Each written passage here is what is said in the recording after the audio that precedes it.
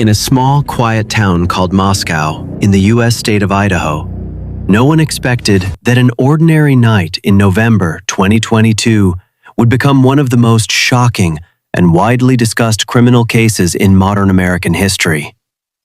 4 college students were living a normal life. They were friends, sharing a house near the University of Idaho with plans for the future. The 4 students were Kaylee Gonsalves, Madison Mogan, Zana Kernodle, Ethan Chapin. On the night of November 12, 2022, and into the early hours of November 13th, the 4 students returned home after spending time outside. In the early morning hours, between approximately 4 a.m. and 4:25 a.m., all 4 were attacked inside the house while they were asleep on the 2nd and 3rd floors. According to the initial police investigation, there were no clear signs of forced entry and no indication of theft. The events unfolded in a very short period of time. A nearby security camera captured audio later described by investigators as possible crying, voices, and loud noises around the time of the incident. One of the surviving roommates later reported seeing a male figure inside the house. She described him as wearing dark clothing and a mask covering part of his face.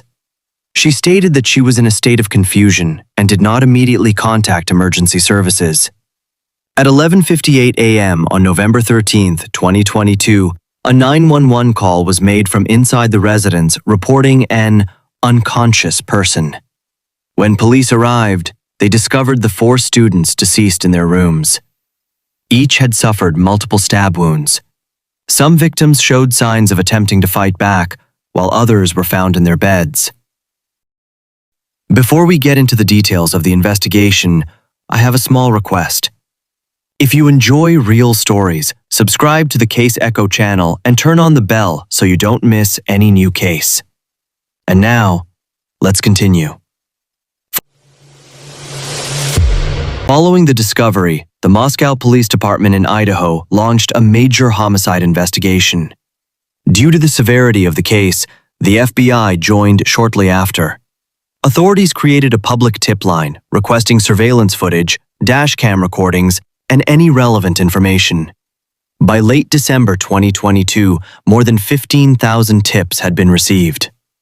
In the early stage of the investigation, there was no identified suspect, no confirmed motive, and growing concern within the community.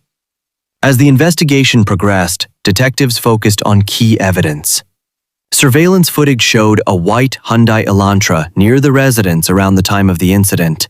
A knife sheath recovered at the scene became one of the most critical pieces of evidence, with DNA later linking it to a suspect. On December 30th, 2022, authorities arrested Bryan Christopher Kohberger in Monroe County, Pennsylvania. He was charged with 4 counts of first-degree murder and 1 count of burglary. At the time, he was a PhD student in criminology at Washington State University.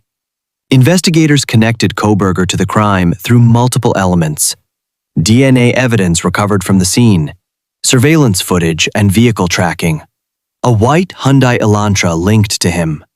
Cell phone data also indicated that a device associated with him had been in the area before and after the crime, while appearing inactive during the time of the incident. Following his arrest, the case moved through the legal system, with both sides focusing heavily on forensic evidence, digital data, and timeline reconstruction. Initially, prosecutors sought the death penalty. However, on July 2, 2025, Kohberger accepted a plea agreement and pleaded guilty. On July 23, 2025, he was sentenced to 4 consecutive life sentences without the possibility of parole, along with an additional 10-year sentence for burglary. As of sentencing, Kohberger has not publicly provided a clear motive for the crime. This absence of explanation continues to drive public and media interest. Even after the trial, key questions remain. What was the motive? Was the attack targeted or random? Why were these students chosen? Following the incident, the University of Idaho took several actions. On February 24, 2023, the house was donated to the university. On May 13, 2023, honorary degrees were awarded to the victims. On December 28, 2023, the building was demolished. In 2024, the university opened the Vandal Healing Garden as a memorial, and scholarships were created in the victims' names. The University of Idaho case remains one of the most discussed criminal cases in recent years.